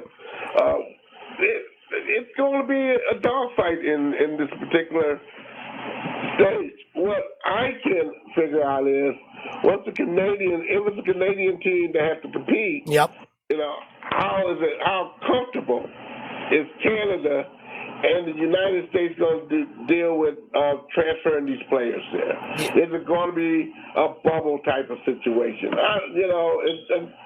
You kind of look at these things, because Canada right now, they've pushed their time back as far as opening up the country there. And you kind of worry about those things, although not too much is being mentioned about it. Yeah, it's certainly going to be interesting, either Toronto, Montreal, or Winnipeg when they advance, what they're going to do, because if you've seen some of the crowd sizes, I mean, it's you watch the North Division games, Butch, and you watch any of the other ones. I mean, you're playing in packed houses in Nashville and other locations. Exactly. So it's going to be very interesting. One other NHL note, Butch, this just out today, Wayne Gretzky, who resigned from his position with Edmonton. It looks like he's going to be part of the Turner Sports NHL coverage, as they have reached a multi-year agreement with Wayne Gretzky to be studio analyst when its coverage of the NHL begins in October. In addition, they've finalized deals with Kenny Albert and Eddie Olchuk as the top announcing team.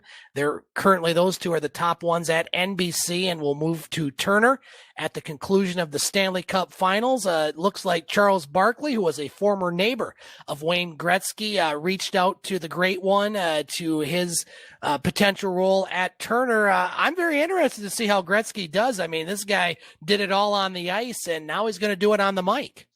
I've seen him on Hockey Night in Canada, and in some of those particular roles as an analyst there, and some of his early days in retirement, and that wasn't too far-fetched, because again, after he retired, he was put in a flop of things, running Canada, in the Olympics and the whole 9 yards there. So I've seen him a couple of times, and he's very knowledgeable about the game itself and the history of the game. So I'm quite sure that will be a huge, huge boost for the Turner Network there, as they're, again, I repeat on my show, I repeat on this show, that they've acquired some significant time with the NHL. They're definitely going to be on a couple nights a week on their particular station until TBS moves around, where they're going to be some comparable arrangements with their TBS station there, also giving a lot of sports as well. So Turner is getting in there, and they're making moves to bring a lot of sports back. And don't be surprised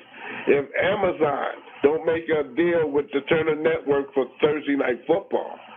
And Butch, NBC, in my opinion, has set the bar pretty high for NHL coverage during their tenure. I mean, I think they've done a fantastic job getting a lot of games out, and certainly Turner getting, some of their announcers. Games will also be on ESPN. Certainly coverage of NHL in the United States, it's always been good in Canada with Hockey Night in Canada. To me, that's the gold standard. But NBC, I think, during their tenure has set the bar pretty high for Turner and ESPN, who will hopefully continue the great coverage. That I disagree with. Okay. We rarely disagree. Had the brass and the people to carry that through. They made the mistake by being cheap, and it lost them a whole heck of a lot to particular, which is in this case NBC, which put up a whole heck of a lot of money for a whole heck of a lot of years there. And I don't think that ESPN expected it to go that long, that tall. They miss hockey. They know they're very good at it. They have some very capable people in Lynn McComb, and some others that that are very fashionable names, as far as within house, okay, that can call games and whatnot. And that was very exciting about ESPN. NBC, I like them because again they knew how to float games. They played the cable station very well, where you got to see more games and whatnot there.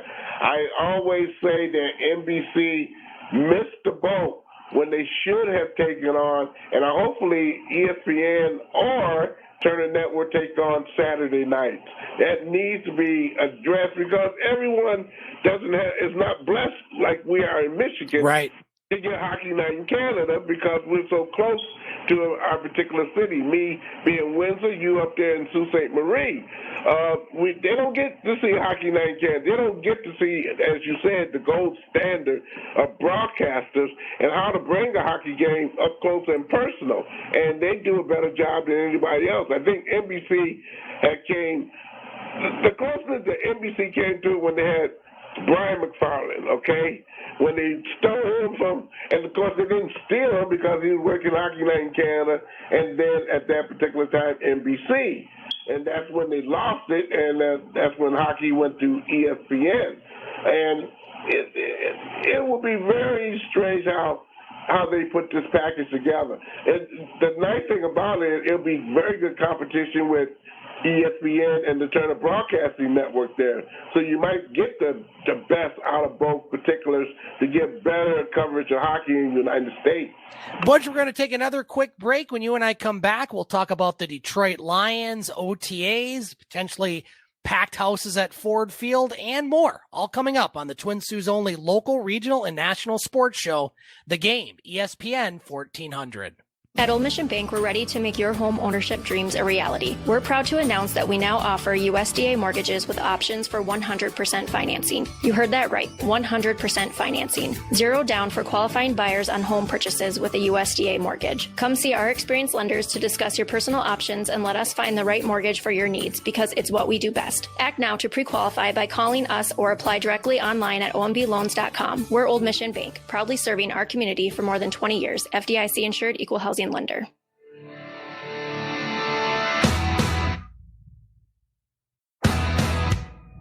Paul Thompson here with Gaylor Thompson Sales and Service, just off I-75 in Rudyard, inviting you to stop in and see the largest selection of equipment in the Eastern Upper Peninsula. To complement our full line of Mahindra tractors, we have trailers including goosenecks, dumps, cargoes, car haulers, and utility trailers. We also have a full line of lawn and garden equipment with Cub Cadet and X-Mark. Over 50 mowers to choose from, a full line of parts, and we service what we sell. Looking for an outdoor wood or pellet furnace or parts? We stock water pumps, exchangers, PEX supplies, and more. Also, check out our full line of Boss and Fisher snow and ice equipment. Here at Gaylor Thompson and Rudyard, we are open Monday through Friday, 8 to 5, and Saturdays, 9 to noon for your convenience. Just off I-75 in Rudyard, 30 minutes from the bridge. If you need it, we have it. Give us a call at 906-478-3026. Hope to see you here.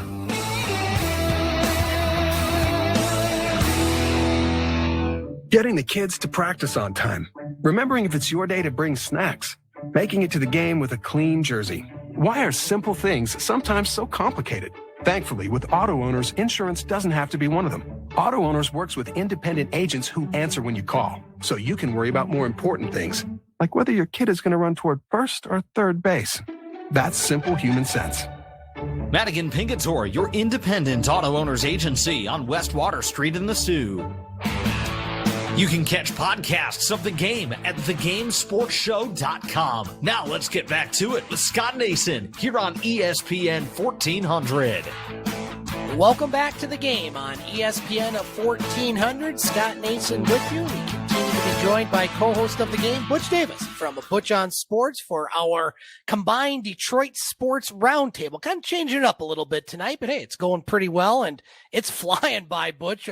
We've covered a lot, but we still have a lot more to cover, including the Detroit Lions as OTAs have begun with the NFL and the Detroit Lions. Looks like the Lions are going to have had a significant portion of their 90-man roster in attendance.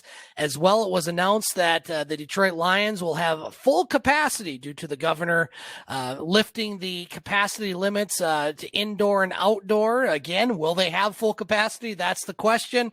Butch, tell us what's going on with the Detroit Lions right now. Barring covert, they will have 65,000+ in the joint here, barring that.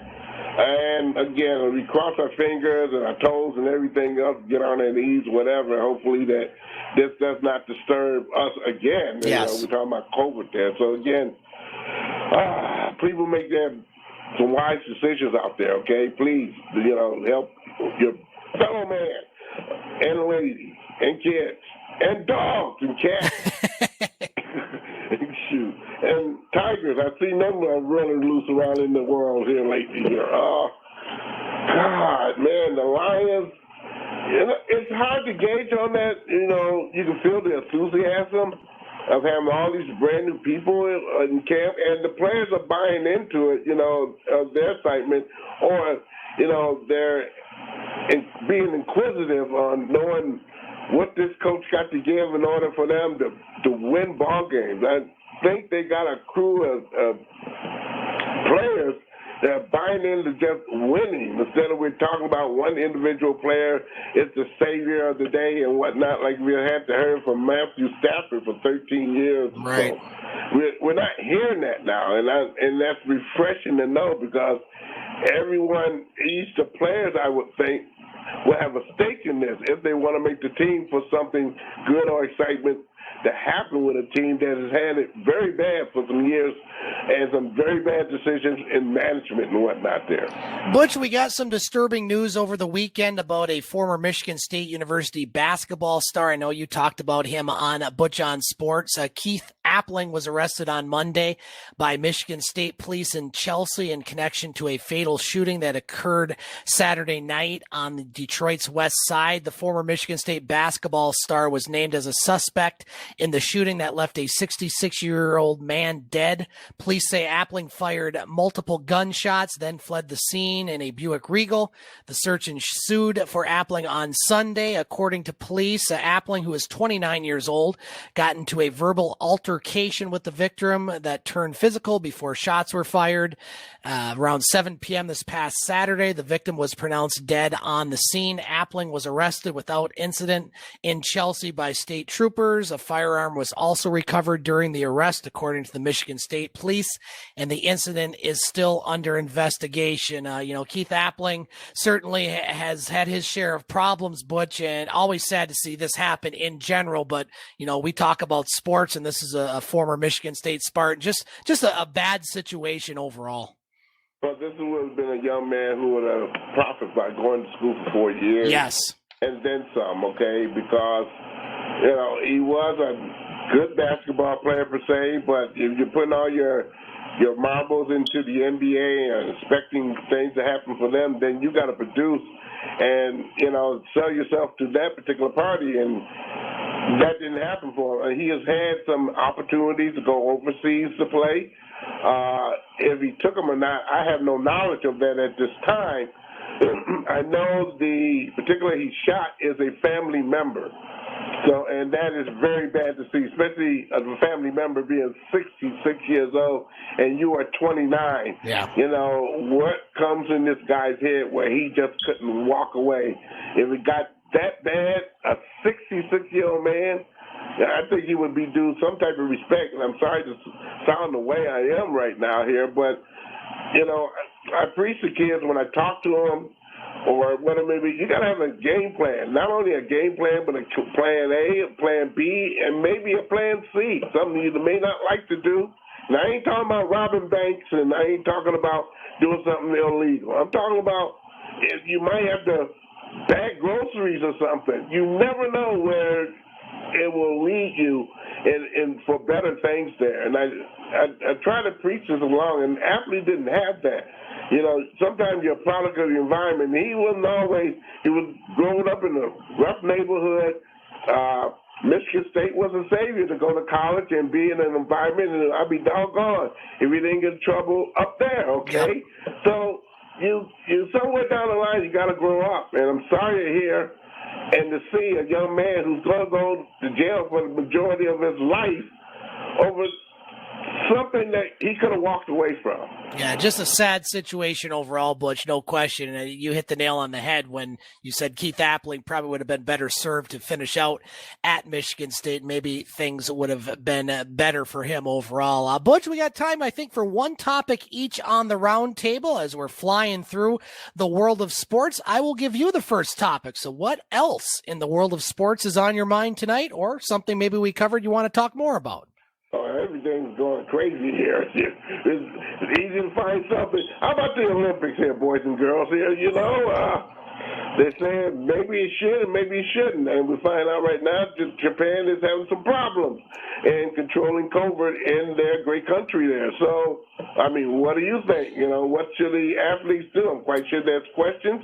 But again, we're not hearing too many athletes come out with any comments or anything as of yet. I'm glad you brought that up, Butch, because that's one of the things I was going to bring up today. One of Japan's major newspapers, who's also a sponsor of the Olympics, called for the Tokyo Olympics to be canceled with the game set to open in less than 2 months. It's the first major Japanese newspaper to make such a statement, joining some regional newspapers that have recently added to the growing opposition on holding the Olympics. And this one could be significant because this one, like many in Japan, is a sponsor of the postponed Tokyo Games from last year that are scheduled to open on July 23rd. The Prime Minister of Japan is for this, and it's been, you know, you look all around, Butch, just overall, and just how different countries are handling this pandemic. The United States has been fortunate to have the vaccines that be readily available.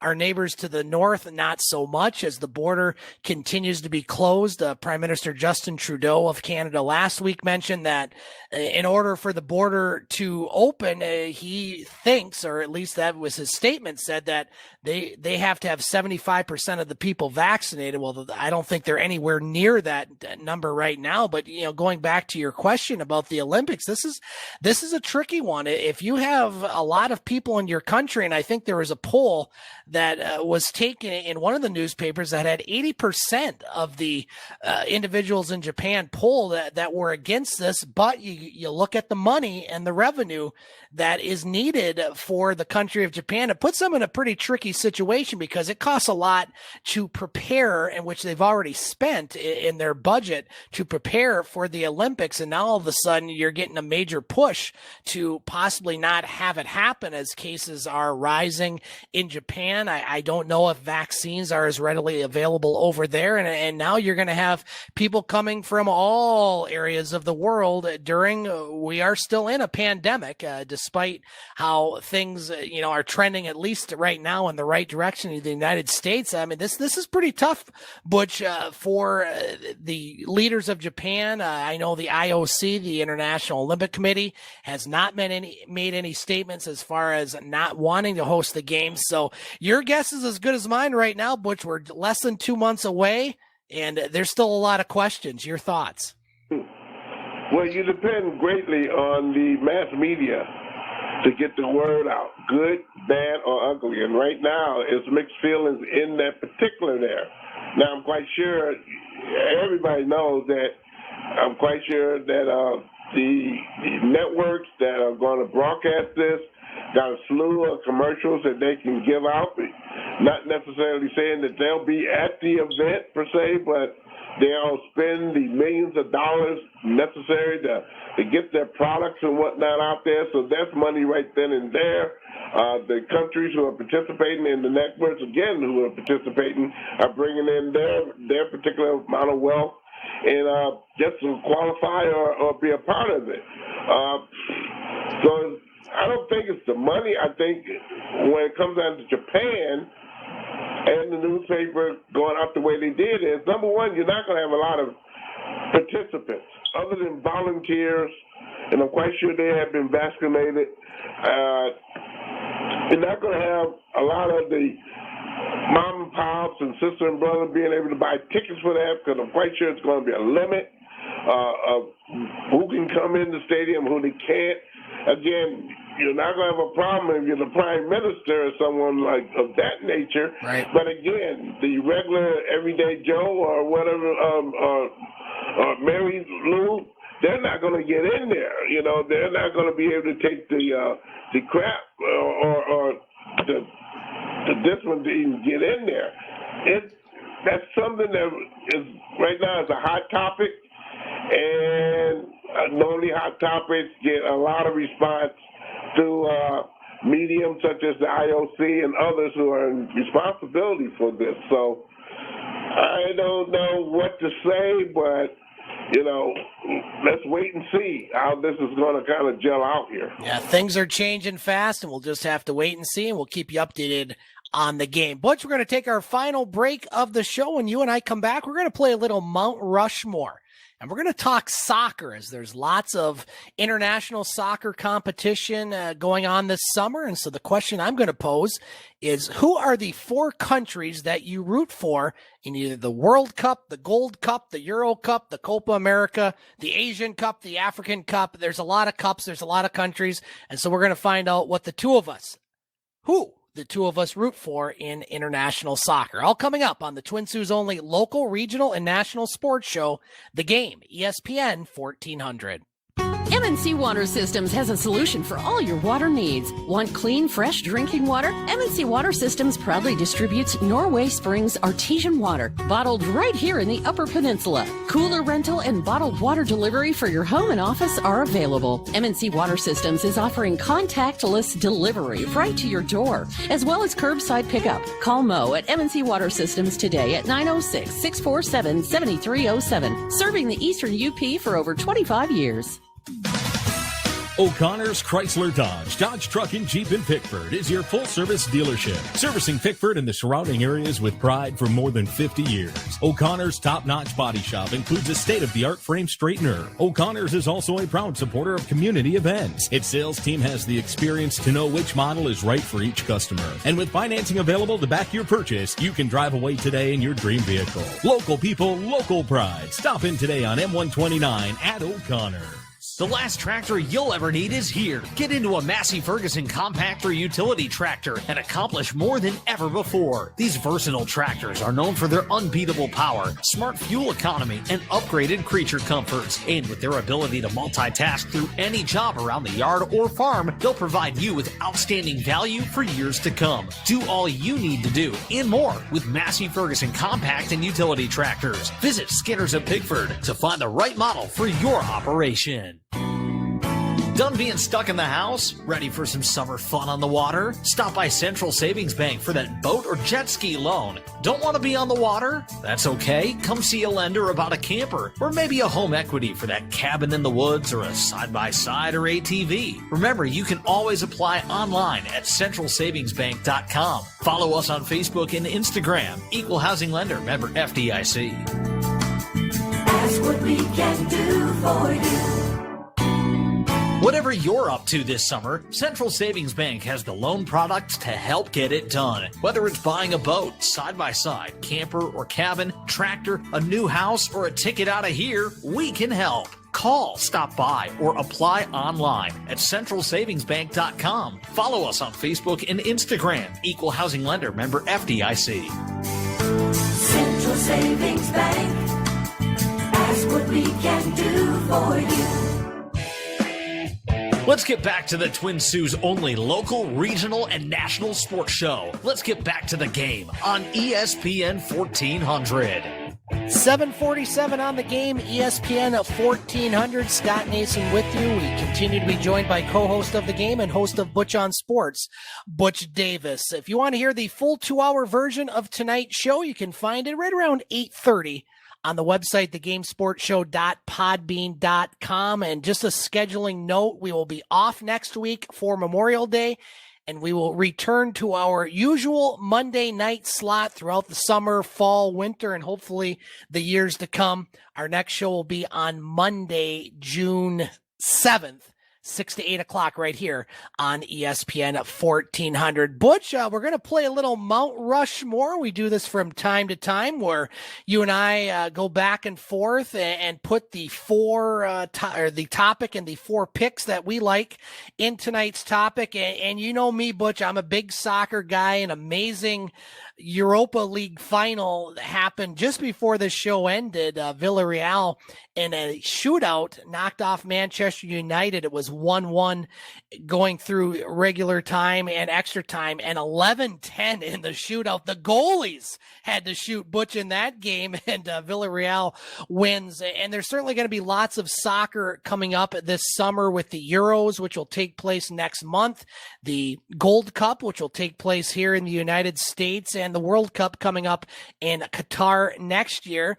And so the question for tonight's roundtable, Butch, is soccer. I like to call the beautiful game and the world's most popular. Who are your favorite countries to root for and why? So I'm going to give you first crack at this topic, Butch. Who is your first country that you want to have success in international football, if you will?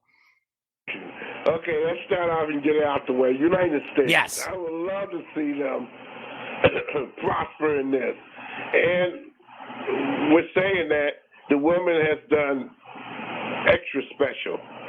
There's no complaint with that. But the men's, I would just hope they do something decent and, make it competitive again. And the only way they're going to do that is they got to get in the urban areas of the United States there and start teaching the game, setting up leagues and whatnot. And you're going to find some young kids that will flourish through that where they can build up a team and hopefully get back into the race of competing with the world. Yeah, USA not in the last World Cup. They won't be in the 2022 World Cup. And they were on my list, Butch. I figured you might pick them, so I'm going to scratch them off. Yeah, get it out of the way. Exactly. And the first country I'm going to put on there, now I don't have any descendants from this country, but I did live there for 3 years while I was in the United States Navy and really became kind of emasculated, or whatever the word is, in the culture. I'm going to put England on there. This is a country that lives, eats, and breathes soccer, and their national team has had mixed results over, really the last 50 years. The last time they won the World Cup was when they hosted it back in 1966, and they just haven't been able to get, past the hump. They did finish third place in the last World Cup, which was one of their better success stories. They did lose to Croatia. They've lost in many penalty shootouts over the years, and I would really like to see them have success in this year's Euros that are going on next month over in Europe. And so England is the first entrant into my Mount Rushmore of countries that we root for in international soccer. So we got the USA and England. Butch, who is your second entrant into your Mount Rushmore of international soccer teams that you're rooting for? I would definitely root for Brazil. That would be a little sentimental there because when growing up the way I did, Brazil was always there, always in the pickings of good international soccer there. So Brazil would be my pick for that one. Yeah, Brazil, definitely a team. A lot of flair over the years, 5 World Cup titles. When they hosted it a few years ago, it didn't quite work their way as they got destroyed by Germany 7-1. Never forget that game. But Brazil's always part of the equation and certainly a great pick in my opinion, Butch. I'm going to go a little more closer to home, at least my nationality. My mom's side of the family, last name is Sutherland, and I have a lot of Scottish descent, and I'm pulling for Scotland. They're in this year's Euros.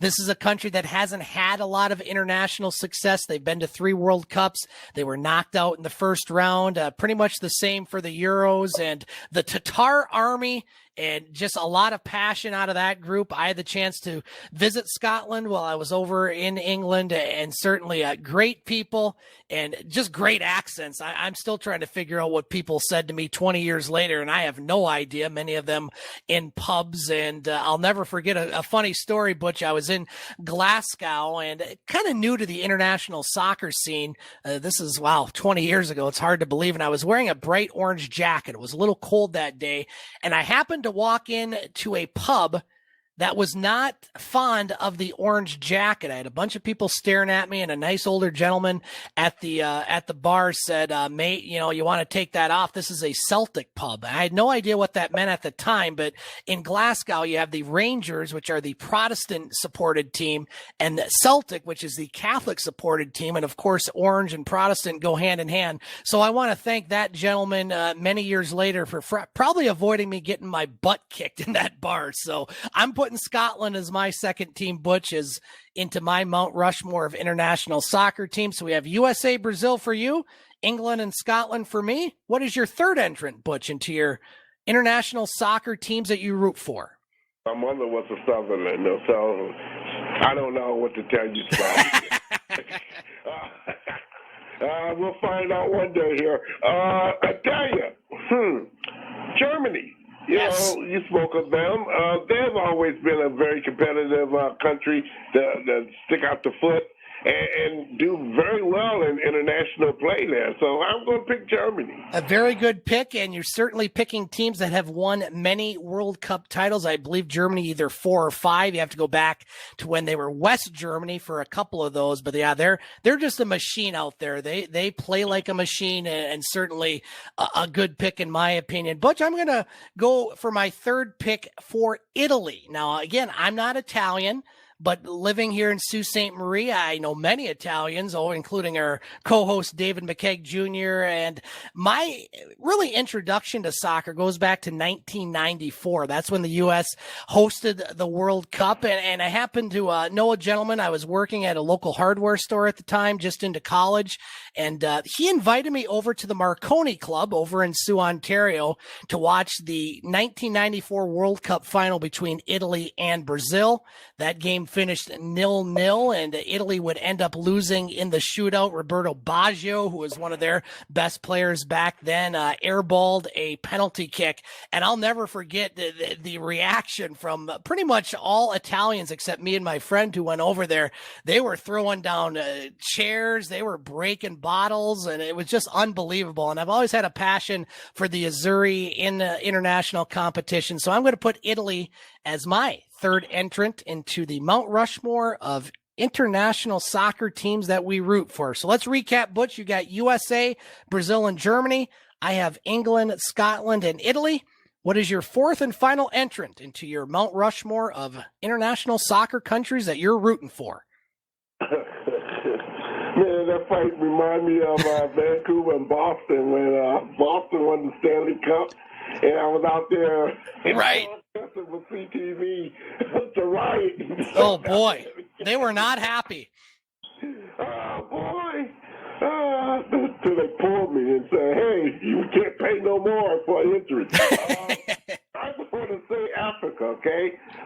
Nigeria, Ghana, or South Africa, for instance. It seems like when they get into any World Cup competition, it's a big doggone kind of, we want you to win and we want you to come close kind of there. And it does have some very talented players there, but they have not really gone far in international play. Although there's always one team that you can look at that, seems to do pretty doggone well up to at least a quarter. So I'm going to say Africa there. Yeah, we'll give you the whole continent on that one, Butch. We've seen several teams. You mentioned Nigeria, Cameroon, Ivory Coast, a lot of good teams there. I completely agree. Now, my fourth pick is not a very well-known international soccer country. As a matter of fact, they've never qualified for the World Cup, and they finally qualified for the Euros. Finland. I have a lot of Finnish descent. My grandmother born over there, making their first ever appearance in the Euros, one of the minnows, as they call them, the underdogs, minnows in soccer. And I'm really looking forward to what Finland does in this year's Euros going on here in just over 2 weeks. Finland, you see them a lot on the ski trails. You see them a lot in hockey. You don't see them a lot in Finland. So I'm going to put Finland as the fourth team I am rooting for in international soccer. Butch, we got about 3 minutes left. Your thumbs up and thumbs down for the week, sir. Too bad we didn't get in the bobsledding here, man. Next show. Okay, thumbs down. Ron McLean here for making a homophobic statement on Hockey Night in Canada that basically has not been the first time, but he's been able to get away with it, but this time he has not. And we'll see during the maybe latter end of the season what CBC do about it, but right now he's in the clear because he did apologize gracefully upon that. My thumbs up goes to I guess the state of Michigan right now, because we haven't heard anything about anything being canceled for high school sports and those finals that are upcoming there. I know they're going to be crammed. I know they're going to be panic in, as you say, those songs, Panic in Detroit. But, with rain and some cold and some other conditions But again, it seems like they're getting everything done on time. Butch, my thumbs up go to Joe West, which we mentioned, setting the record for umpiring games in Major League Baseball, and lefty Phil Mickelson, 50 years old, oldest player ever to win a major at the PGA Championships. Thumbs down. I won't have a whole lot of time to expand on this, but just some of our political leaders and some of their actions, including our governor who violated her own rules over the weekend. Over in Canada, border closure doesn't look like that's going to open up anytime soon. And that affects a lot of things, including our local economy. So we need leaders to make better decisions and do what they do or preach what they state us to do, not the opposite. Butch, we got about 30 seconds left. What's up for Butch on Sports over the next few days? Well, it's a crapper again here.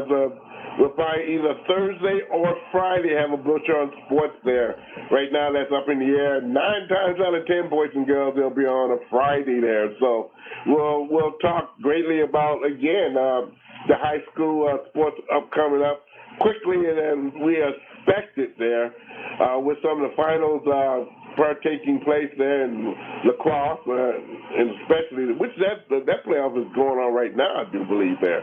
But we'll talk about that, and we'll also maybe take a stab with the Detroit Tigers. I'm going to see the Yankees this weekend, hopefully take in 1 or 2, 3 games there, and kind of get an assessment on what the Tigers is doing right and maybe what they're doing wrong.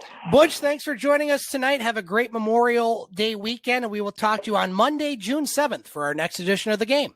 Same to you, Scott. All right, and thank all of our listeners and our special guest, Kris Bontrager from the Sault High Blue Devils. Again, our next show will be on Monday, June 7th, 6 o'clock, right here on ESPN 1400. That's going to do it for The Game. We will talk to you then on ESPN 1400.